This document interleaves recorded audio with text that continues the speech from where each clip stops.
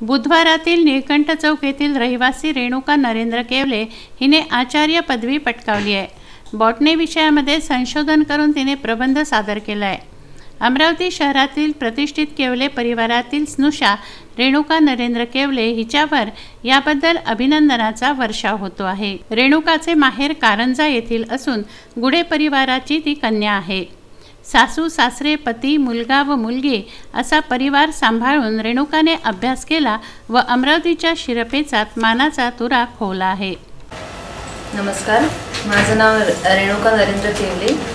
मला नुकतीच बॉटनी या विषयामध्ये आचार्य ही पदवी मिळाली आहे। PhD कंप्लीट झाले माझं 2013 सालचं माझं रजिस्ट्रेशन होतं आणि आता 2020 पर्यंत माझं रिसर्च वर्क कंप्लीट झाले आणि मला आता डिग्री अवॉर्ड झालेली आहे।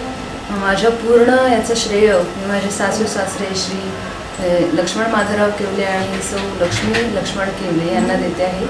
तसंच मला खंबीर साथ माझ्या पतिदेवांची सुद्धा होती, श्री नरेंद्र रवींद्र केवले यांची, आणि तसेच माहेरून मला आईची मदत होती आणि दादांनी सुद्धा मला खूप मदत केली। माझ्या बाबांचं स्वप्न होतं की माझी मुलगी PhD व्हावी, माझी मुलगी डॉक्टर व्हावी। आता ते नाही आहेत, त्यांची शेवटची इच्छा म्हणून मी कसोटीने पूर्ण जिद्दीने हा प्रयत्न केला आणि शेवटी मी त्या प्रयत्नात यशस्वी झालेली आहे।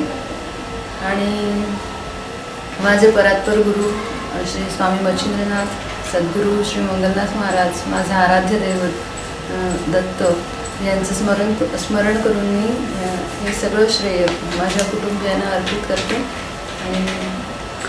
मॅडम, परिवारातली जबाबदारी सांभाळून म्हणजे कसा काय तुम्ही अभ्यासाला वेळ देत होते? म्हणजे सर्व आधी आपलं घरातील जे काम असेल ते करून त्यानंतर अभ्यास म्हणजे कधीपासून सुरू करायचे?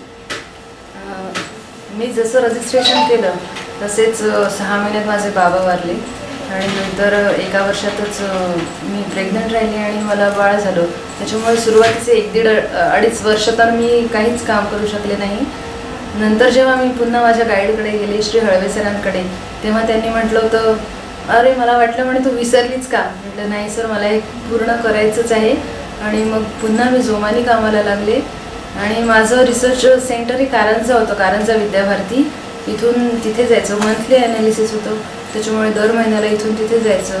लहान मुलाला सोबत न्यायचं, मोठ्या मुलीला इथे ठेवायचं। मोठ्या मुलीचं सगळं माझ्या सासूबाईंनी सांभाळलं आणि लहान मुलाचं माझ्या आईने केलं। त्याच्यामुळे मला त्या दोघींची या रिसर्च वर्कमध्ये खूप मोलाची साथ मिळाली आहे।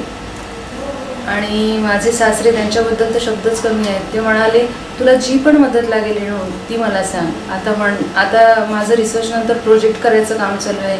DST जे केंद्र सरकारचे प्रोजेक्ट असतात त्याच्यासाठी मी प्रयत्न करते as an scientist, woman scientist म्हणून। तर ते म्हणाले, रेणू तुला काय हवं आहे सांग, आपल्या शेतामध्ये मी तुला लॅब टाकून देऊ का?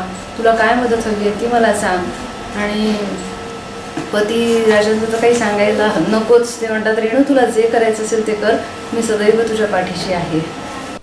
2 कुळ उद्धरते कन्या, 1 कुळ उद्धरतो पुत्र असं म्हटलं जातं। मुलगी माहेर व सासर दोन्हीचा उद्धार करते, यामध्ये कोणतीही अतिशयोक्ती नाही। विदर्भ न्यूज, अमरावती।